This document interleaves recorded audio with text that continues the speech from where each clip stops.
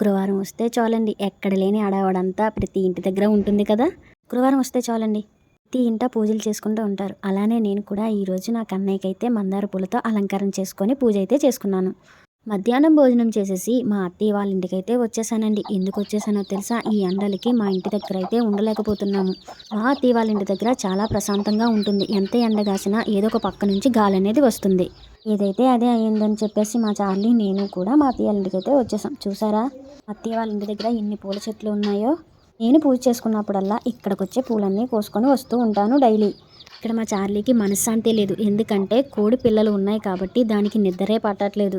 ఇక్కడ వచ్చేసి మా అత్తయ్య చీరలు చూసారా ఎలా ఆరబెట్టుకున్నారో. అలానే మినప్పప్పు కూడా ఎందుకు అత్తయ్య అని అడిగాను, కానీ నేనే మర్చిపోయానండి. మా అత్తయ్య గారు వచ్చేసి మిషన్ అయితే కుడతారండి. ఫోన్ చూస్తూ ఉన్నారంటే ఇంక మిషన్ కుట్టడం మానేస్తారు. అలా ఫోన్ చూసుకుంటూనే ఉంటారు. ఇంకా మా మామయ్య వచ్చి అయితే ఫోన్ అయితే తీసేసుకున్నారు. సాయంత్రం 6 అయితే అయ్యిందండి. ఇంటికైతే వచ్చేసాము.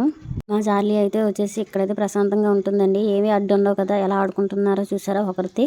దుంపలు అవి తింటుందండి. ఎండాకాలం కదండి, అసలు ఎండలకి ఉండలేకపోతుంది పాపం. ఏసీ వేసినప్పుడల్లా ఏసీ కింద పడుకుంటూ ఉండేదండి. అత్తయ్య వాళ్ళ ఇంటి దగ్గర కోడిపిల్లలు ఉన్నాయని చెప్పాను కదండి. చూడండి ఎలా అరుస్తూ ఉంటుందో వాటిని చూసి.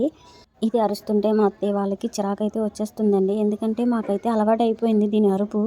ఇంటికి వచ్చాక పొయ్యి అయితే ముట్టించానండి. మా వారికి వేడి నీళ్ళు అనేది పెట్టాను. ఏంటి ఎండాకాలంలో ఏ నీళ్ళు అనుకుంటున్నారా? పని చేసి వచ్చిన దాని మీద వేడి నీళ్ళు స్నానం చేస్తే ప్రశాంతంగా ఉంటుంది. ఇంతేనండి, బాయ్.